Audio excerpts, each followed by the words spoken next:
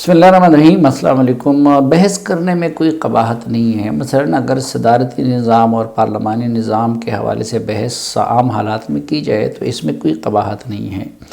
لیکن بعض اوقات ایک ہی چیز اور ایک ہی کام ایک وقت میں انتہائی ضروری ہو جاتا ہے، لیکن دوسرے وقت میں وہ انتہائی نامناسب سمجھا جاتا ہے۔ مثلا اگر موسیقی کی محفل ہو تو عام حالات میں اگر کچھ دوست بیٹھ کر اس کا انعقاد کرے تو شاید اتنا معیوب نہ سمجھا جائے ہمارے علاقوں میں، لیکن اگر کسی گھر میں فوتگی ہوئی ہو اور اسی دن آپ اٹھ کے موسیقی کا محفل منعقد کر لے تو اس پہ لوگ لعنت بھیجتے ہیں، اس کا اہتمام کرنے والوں پہ بھی اور اس گھر والوں پہ بھی۔ تو یہی مثال ہے اس وقت پاکستان کے اندر صدارتی بحث شروع کرنے کی، کہ ایک طرف اس وقت صورتحال یہ ہے کہ آپ کے حکومت میں جس بندے کو آپ نے بٹھایا ہے وہ اپوزیشن لیڈر کے ساتھ کسی ایک بھی آئینی تقاضے کے تحت، وہ چیئرمین نیب کا انتخاب ہو یا کچھ اور ہو، اس پہ ان کے ساتھ بیٹھنے کو تیار نہیں ہیں۔ دوسری طرف نہ اپوزیشن کو جینون سمجھا جاتا ہے، نہ حکومت کو جینون سمجھا جاتا ہے۔ تیسری طرف اس سیاسی قیادت کو اتنا ڈسکریڈٹ کیا گیا ہے کہ ان کے ذریعے کسی قانون کو لوگ دل سے تسلیم نہیں کرتے،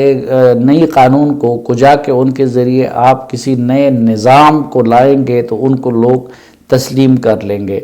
پھر اس وقت سب سے بڑا مسئلہ معیشت کا ہے، لوگ بھوکوں مر رہے ہیں، بے روزگاری نے عوام کا جینا حرام کر دیا ہے۔ پھر دوسرا سنگین مسئلہ اس وقت سیکیورٹی کا ہے۔ آپ کے بلوچستان میں کیا ہو رہا ہے، آپ کے خیبر پختونخوا میں کیا ہو رہا ہے، ٹی ٹی پی کا خطرہ دوبارہ سنگین ہوتا جا رہا ہے، افغانستان کے حالات ہے، انڈیا نے آپ سے کشمیر ہڑپ کر لیا ہے اور دوسری طرف بس ہم کٹی کر کے ہی اس کو مسئلے کا حل سمجھ بیٹھے ہیں۔ امریکہ اور چین کے درمیان اب ہم پھنس گئے ہیں۔ امریکہ اپنی طرف سے ناراض ہے، چین اپنی طرف سے اتنا خوش نہیں ہے جتنا کہ اس کو خوش ہونا چاہیے تھا یا مہربان ہونا چاہیے تھا۔ اور پاکستان کے اندر اس وقت ایک سول ملٹری تناؤ کا ماحول بھی ہے۔ اب ان حالات میں اٹھ کے جو لوگ صدارتی نظام نافذ کرنے کی بات کرتے ہیں تو اس کو کیا نام دیا جائے؟ اس کو حماقت کہا جائے، اس کو فضول بحث کہا جائے، اس کو قوم کا وقت ضائع کرنے کا کہا جائے، یا کیا کہا جائے؟ سوال یہ ہے کہ آپ ذوالفقار علی بھٹو اس وقت کہاں سے لائیں گے؟ آپ مفتی محمود کہاں سے لائیں گے؟ آپ جناب مولانا شاہ احمد درانی کہاں سے لائیں گے؟ آپ پیرزادہ کہاں سے لائیں گے؟ آپ پروفیسر غفور احمد کہاں سے لائیں گے؟ آپ خان عبدالولی خان کہاں سے لائیں گے؟ یعنی وہ سنجیدہ لوگ، انہوں نے بڑی سوچ بچار کے بعد ہی یہ پارلیمانی نظام اختیار کیا تھا، کیونکہ ان کو پتہ تھا کہ پاکستان میں بلوچ بھی ہے، پاکستان میں سرائیکی بھی ہے، پاکستان میں سندھی بھی ہے، پاکستان میں مہاجر بھی ہے، اور ان سب قومیتوں کو کسی اور طریقے سے مطمئن نہیں کیا جا سکتا۔ اب یہ شوشہ چھوڑ دیا گیا ہے کیونکہ ہر طرف سے حکومت ناکام ہو گئی ہے، تو یہاں پہ کچھ لوگ میدان میں اتار دیے گئے ہیں جو اس وقت یہ بحث کر رہے ہیں کہ جی پاکستان میں اس لیے مسئلے حل نہیں ہو رہے کہ یہاں پہ پارلیمانی نظام ہے اور صدارتی نظام نہیں ہے، اور اس کے لیے مثال دے رہے ہیں امریکہ کی۔ اب یہ نہیں سوچتے کہ صرف امریکہ میں صدارتی نظام نہیں ہے، امریکہ کی صدارتی نظام کی تو مثال دیتے ہیں، لیکن یہ نہیں سوچتے کہ انگولا میں بھی صدارتی نظام ہے، گیمبیا میں بھی صدارتی نظام ہے، پاناما میں بھی صدارتی نظام ہے، پیراگوئے اور سوڈان میں بھی صدارتی نظام ہے۔ تو وہاں کے ممالک کو تو یہ صدارتی نظام وہ ان کو امریکہ جیسا نہیں بنا سکے۔ اور دوسری طرف اگر آپ دیکھیں تو پارلیمانی نظام، جاپان میں پارلیمانی نظام ہے، آسٹریلیا میں پارلیمانی نظام ہے، خود امریکہ کے بارڈر پہ وہ کینیڈا میں وہاں پہ پارلیمانی نظام ہے، لیکن یہ ممالک ہم دیکھ رہے ہیں کہ ترقی کے باب میں عروج پر پہنچ گئے ہیں۔ اسی طرح امریکہ کے بارڈر کے ساتھ ہی ایک دوسرا ملک ہے میکسیکو، اور وہاں پہ بھی صدارتی نظام ہے، لیکن میکسیکو کہ جب اپنے اندرونی عوامل ٹھیک نہیں ہیں تو وہ تو امریکہ جیسا نہیں بن سکا۔ یہ خود ہمارے پڑوس میں جو افغانستان میں جو نظام تھا، صدارتی نظام، وہ بالکل امریکہ کے آئین کا چربا تھا، لیکن جب وہاں دوسرے عوامل ساتھ نہیں دے رہے تھے تو وہ تو نہ حکومت کو بچا سکے اور نہ لوگوں کو وہ صدارتی نظام خوشحالی دے سکا۔ اس لیے اصل مسئلہ وہ نظام کا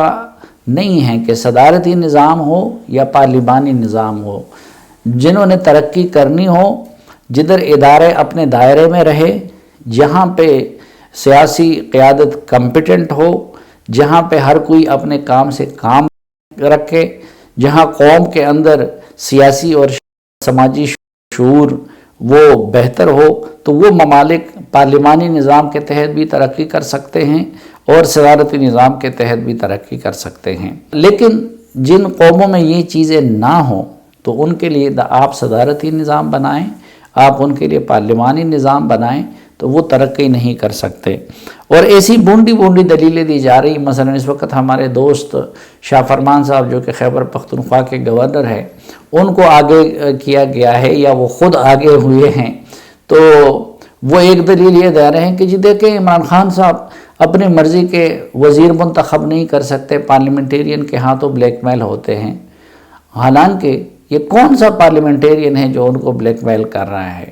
ان پارلیمنٹیرین کو ٹکٹس انہوں نے دیے تھے، اور پھر یہ کہ ان کے پاس اب بھی چوائس ہے کہ وہ اپنے مرضی کے مشیر چن لیں۔ پورے پاکستان میں جو ان کی مرضی ان کو اپنا مشیر بنا سکتے ہیں، ان کو اپنا معاون خصوصی بنا سکتا ہے، لیکن جدھر ان کے پاس اختیار ہے تو انہوں نے کون سے افلاطون چن لیے ہیں؟ انہوں نے زلفی بخاری کو چن لیا، جن کے کارنامے سب کے سامنے ہیں، جو برطانیہ کے شہری بھی ہے۔ انہوں نے شہباز گل کو چن لیا، انہوں نے رضا داؤد کو چن لیا۔ یہ ان کا انتخاب ہے نا، اور اس کی بجائے جو الیکٹڈ ہیں شاید ان میں تو ان سے کئی گنا بہتر وزیر موجود ہے۔ اسی طرح وزراء اعلیٰ کے پاس بھی یہ اختیار ہے،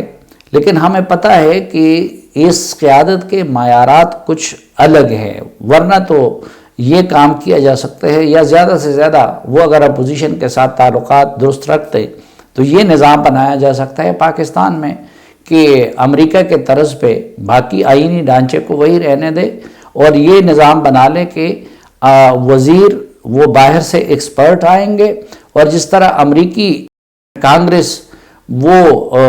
ان کی اسکروٹنی کرتا ہے، ان کی منظوری دیتا ہے، وزیروں کی بھی اور بڑے بڑے عہدوں کی بھی، اور ان کا مواخذہ بھی کر سکتا ہے، تو پاکستان میں بھی یہ کر لیں۔ پھر دوسرا کام اس کے لیے صدارتی نظام لانے کی کوئی ضرورت نہیں ہے، وہ کام پارلیمانی نظام میں بھی ہو سکتا ہے۔ دوسرا کام آپ ایم این ایز اور سینیٹرز کو فنڈز نہ دیں، حالانکہ یہ کام ایک صدر جنرل ضیاء الحق نے شروع کیا تھا، اور ان کو ترقیاتی کاموں سے لا تعلق کر لیں۔ خود عمران خان نے الیکشن سے پہلے اعلان بھی کیا تھا، تو ان کے ترقیاتی فنڈز مکمل ختم کر لیں، اور حقیقی معنوں میں بلدیاتی ادارے یا مقامی حکومت ہے وہ قائم کر لیں،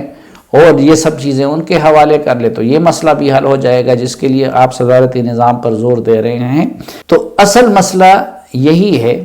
کہ یہ جو ہائیبرڈ نظام کا تجربہ تھا وہ مکمل طور پر ناکام ہو چکا ہے۔ نہ صرف یہ کہ ناکام ہو چکا ہے، بلکہ اس ناکامی کے نتیجے میں بہت سارے ہمارے ریاستی ادارے وہ بھی بدنام ہو چکے ہیں۔ اب جب مثلا بچہ فیل ہو جاتا ہے ایگزام میں، تو وہ آ کے کبھی کہتے جی میرا ٹیچر ٹھیک نہیں تھا، کبھی کہتے کہ جی میرا سکول ٹھیک نہیں تھا، حالانکہ اسی سکول میں اور بچے پاس بھی ہو چکے ہوتے ہیں، اور بچے جو ہے اس میں انہوں نے نمایاں پوزیشن بھی حاصل کی ہوتی ہے۔ تو اس وقت غلطی ماننے کو تو تیار نہیں ہے، یا تو یہ ہے کہ عمران خان صاحب کھول کے مان لے کہ بھئی یہ میرے بس کا کام نہیں تھا اور مجھ سے نہیں ہو سکتا، اور یا پھر یہ کہ جو لوگ ان کو لائے ہیں وہ قوم کے سامنے اپنی غلطی کا اعتراف کر دے کہ جی بس ان سے غلطی ہو گئی تھی، وہ زرداری یا نواز شریف کی انتقام میں یا پھر عمران خان صاحب کے جھوٹے دعووں کی وجہ سے غلط فہمی کے شکار ہو گئے تھے۔ تو اب اپنی غلطی ماننے کی بجائے قوم کو ڈیٹریک کیا جا رہا ہے، اور اس میں بھی یہ ہے کہ کچھ لوگ تو ایک طرف تو حکومت کی یہ پالیسی ہمیشہ رہتی ہے کہ یہ ایشوز نکالتی ہے، اسی طرح نان ایشوز کو اس کو میڈیا میں پھینکتی ہے تاکہ میڈیا اس پہ مصروف رہے اور ان کی گورننس کی طرف، ان کے کرپشنز کی طرف، ان کے بلنڈرز کی طرف توجہ نہ جا سکے۔ مثلا اس وقت، اس ہفتے اب کرپشن کے دعوے کے ساتھ یہ لوگ آئے تھے کہ ہم کرپشن کو ختم کریں گے، لیکن اس کرپشن میں عمران خان صاحب پاکستان کو زرداری صاحب کے دور سے بھی آگے لے گئے۔ وہ ہمارے پشتوں میں کہتے ہیں کہ یہ وہاوا غمز خاوا، یعنی ایک انڈا اور وہ بھی گندا۔ تو اب اس پہ بحث ہو رہی ہوتی، اسی طرح امن و امان جس کی ابتری ہے اس پہ بحث ہو رہی ہوتی، بلوچستان کے حالات پہ بحث ہو رہی ہوتی، تو